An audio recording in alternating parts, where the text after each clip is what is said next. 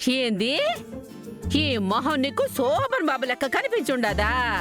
అంటే మరి ఆ రోజుల్లో కాలేజీలో నన్నందరూ జూనియర్ శోభన్ బాబు అని పిలిచేవారు తెలుసా?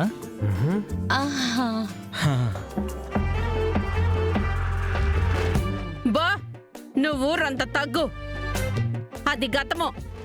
ఇప్పుడు నీకు అంత సీనేం లేదు. ఇంట్లో అందరి గురించి తెలుసా? తెలుసును. కౌశికి మేడము జాలి, కరుణ, దయ దండిగా ఉండే మేడము. మనిషి చేసే పని స్థాయిని బట్టి కాకుండా మనిషిని చూసి మర్యాద ఇచ్చే రకము.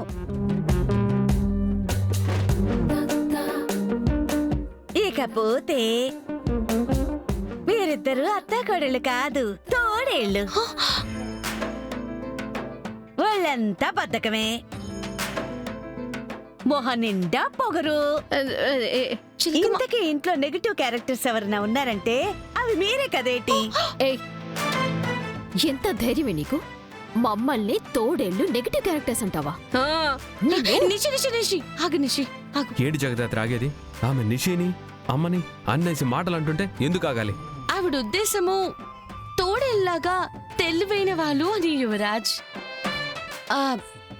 యాక్చువల్లీ మిమ్మల్ని ఆవిడ పొగుడుతున్నారు. నేను నమ్మను. ఏంటో పొగిడినా తిట్టినట్టుంది. అమ్మా జగదాత్రి, ఈ ఇంటికి సరిపడే పని మిషన్ తీసుకొచ్చావమ్మా.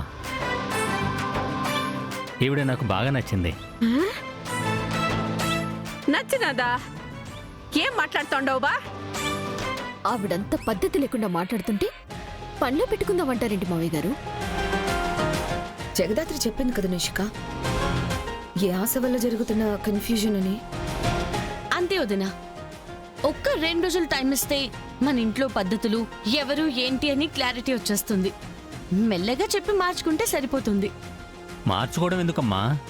వీళ్ళ దగ్గర పని చేయాలంటే ఇలాగే ఉండాలి. ఈ మాత్రం గట్టిగా మాట్లాడాలి, లేదంటే వీళ్ళదైతే 2వ రోజే సర్దేస్తారు.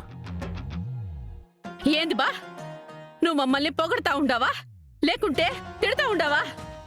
డౌట్ ఎందుకు? తిడుతున్నాను. జగదాత్రి, ఆవిడికి సర్వెంట్ రూమ్ చూపించు. పైన ఎడమ పక్క 2వ గదే కదా, నాను పోతానులే. మా ఇంట్లో సర్వెంట్ రూమ్ ఎక్కడుందో మీకెలా తెలుసు? అవును, మా ఇంటికి రావటం ఇదే మొదటిసారి కదా. మరి రూమ్ గురించి అంత కరెక్ట్గా ఎలా చెప్తున్నావు? అంటే అది అది ఇందాకే చెప్పింది కదా నిషి, ఇంటి గురించి ఇంట్లో మనుషుల గురించి కంప్లీట్ గా తెలుసుకుని వస్తానని. మన ఇంట్లో వాళ్ళ గురించి ఇంటి గురించి అడిగితే నేను దాత్రి చెప్పాను. అది కదేటి? సరే, వెళ్ళి ఫ్రెష్ అప్ అయి పని మొదలు పెట్టండి. సరే సరే. వదినా, నేను రూమ్ చూపించొస్తాను. రండి.